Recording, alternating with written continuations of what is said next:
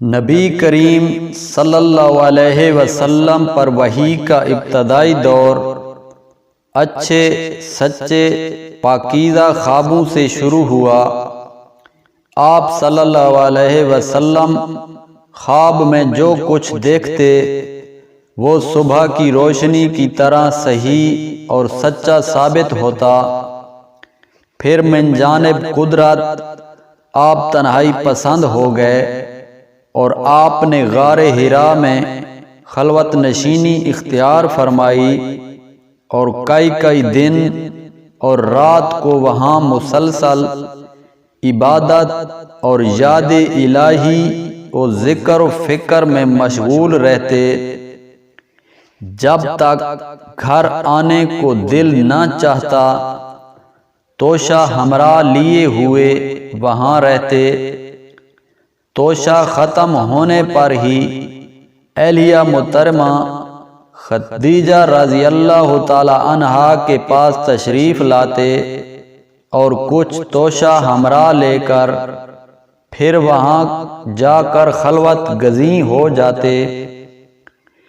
یہی طریقہ جاری رہا یہاں تک کہ آپ پر حق منکشف ہو گیا اور آپ غار حرا ہی میں قیام پذیر تھے کہ اچانک جبریل علیہ السلام آپ کے پاس حاضر ہوئے اور کہنے لگے کہ اے محمد صلی اللہ علیہ وسلم پڑھو۔ آپ فرماتے ہیں کہ میں نے کہا کہ میں پڑھنا نہیں جانتا۔ آپ فرماتے ہیں کہ فرشتے نے مجھے پکڑ کر اتنے زور سے بھینچا کہ میری طاقت جواب دے گئی، پھر مجھے چھوڑ کر کہا کہ پڑھو۔ میں نے پھر وہی جواب دیا کہ میں پڑھا ہوا نہیں ہوں۔ اس فرشتے نے مجھ کو نہایتی زور سے بھینچا کہ مجھ کو سخت تکلیف محسوس ہوئی۔ پھر اس نے کہا کہ پڑھ۔ میں نے کہا کہ میں پڑھا ہوا نہیں ہوں۔ فرشتے نے تیسری بار مجھ کو پکڑا اور تیسری مرتبہ پھر مجھ کو بھینچا، پھر مجھے چھوڑ دیا اور کہنے لگا کہ پڑھو اپنے رب کے نام کی مدد سے جس نے پیدا کیا اور انسان کو خون کی پھٹکی سے بنایا۔ پڑھو اور آپ کا رب بہت مہربانیاں کرنے والا ہے۔ پس یہی آیتیں آپ جبرائیل علیہ السلام سے سن کر اس حال میں غار حرا سے واپس ہوئے کہ آپ کا دل اس انوکھے واقعہ سے کانپ رہا تھا۔ آپ خدیجہ کے ہاں تشریف لائے اور فرمایا کہ مجھے کمبل اوڑھا دو، مجھے کمبل اوڑھا دو۔ لوگوں نے آپ کو کمبل اوڑھا دیا۔ آپ کا ڈر جاتا رہا تو آپ نے اپنی زوجہ محترمہ خدیجہ کو تفصیل کے ساتھ یہ واقعہ سنایا اور فرمانے لگے کہ مجھ کو اب اپنی جان کا خوف ہو گیا ہے۔ آپ کی اہلیہ محترمہ خدیجہ نے آپ کی ڈھارس بندھائی اور کہا کہ آپ کا خیال صحیح نہیں ہے۔ اللہ کی قسم آپ کو اللہ کبھی رسوا نہیں کرے گا۔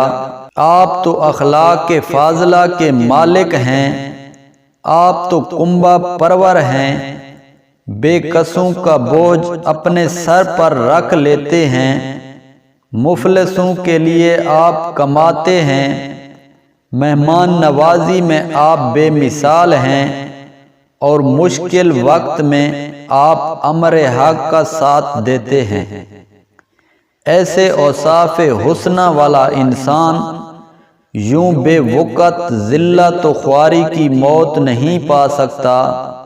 پھر مزید تسلی کے لیے خدیجہ آپ کو ورقہ بن نوفل کے پاس لے گئیں جو ان کے چچا زاد بھائی تھے اور زمانہ جاہلیت میں نصرانی مذہب اختیار کر چکے تھے اور عبرانی زبان کے کاتب تھے۔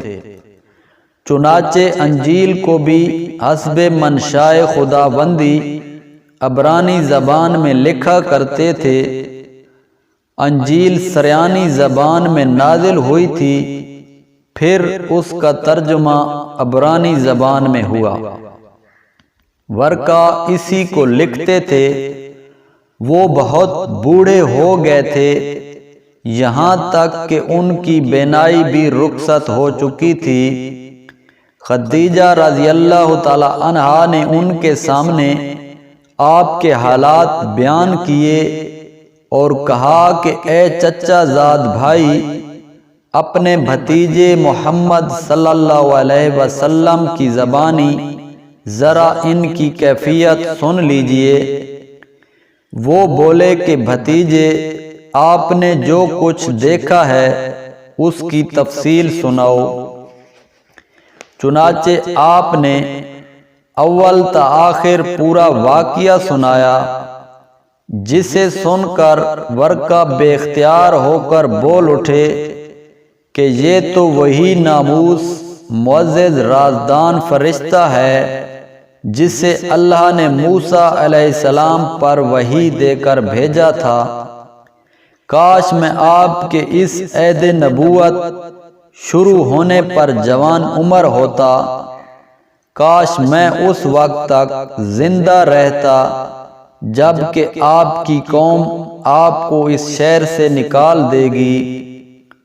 رسول اللہ صلی اللہ علیہ وسلم نے یہ سن کر تعجب سے پوچھا کہ کیا وہ لوگ مجھ کو نکال دیں گے، حالانکہ میں تو ان میں صادق اور امین و مقبول ہوں؟ ورقہ بولا، ہاں یہ سب کچھ سچ ہے، مگر جو شخص بھی آپ کی طرح امر حق لے کر آیا، لوگ اس کے دشمن ہی ہو گئے ہیں۔ اگر مجھے آپ کی نبوت کا وہ زمانہ مل جائے تو میں آپ کی پوری مدد کروں گا۔ مگر ورقہ کچھ دنوں کے بعد انتقال کر گئے۔